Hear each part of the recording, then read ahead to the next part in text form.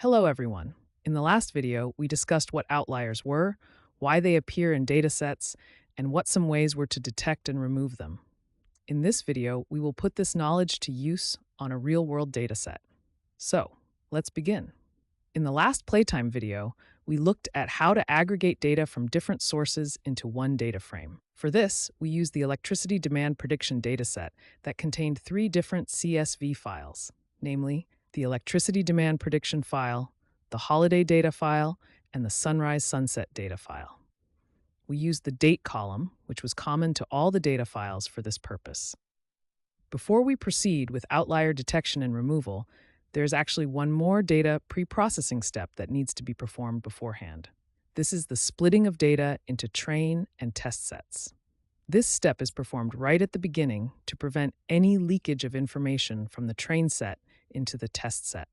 One example of this is the data normalization step, which uses information from the whole column to make modifications to each value in the column, and we will see that shortly in another video. Coming back, this data leakage can skew our analysis and lead to the selection of a not-so-good model for our production environment. Coming to the code, we first shift the demand column to a target data frame, and then drop this column from our main data frame, which leaves us with just the feature data. Next, we split the code into train and test sets.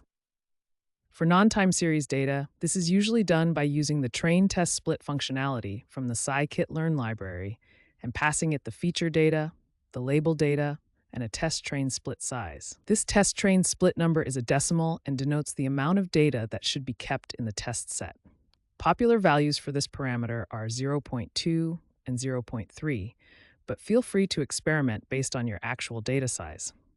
Do note, though, that higher this value, the lesser the size of the trained dataset, which could result in the building of suboptimal models. Coming back, for time series data, which ours is, the process is a little different. Here, depending upon our dataset size and type, we manually take the last few days of entries for test and keep the rest for train. For our example, we will keep the last 96 entries for the test set. We complete the code by resetting the index for our test data. If not done, the code may break in the future when we are doing data pre-processing. With that done, let's now start with the detection and removal of outliers.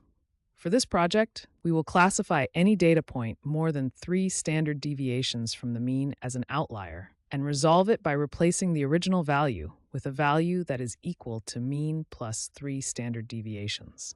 To do this, we create a list of columns or features with continuous numerical values, calculate their mean and standard deviation, and then check each data point against these values.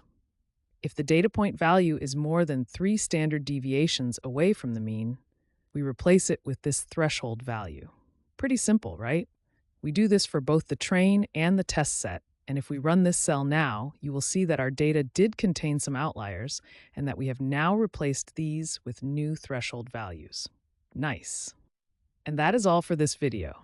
In the next video, we will look at another data pre-processing step, namely the missing data and its imputation. See you there.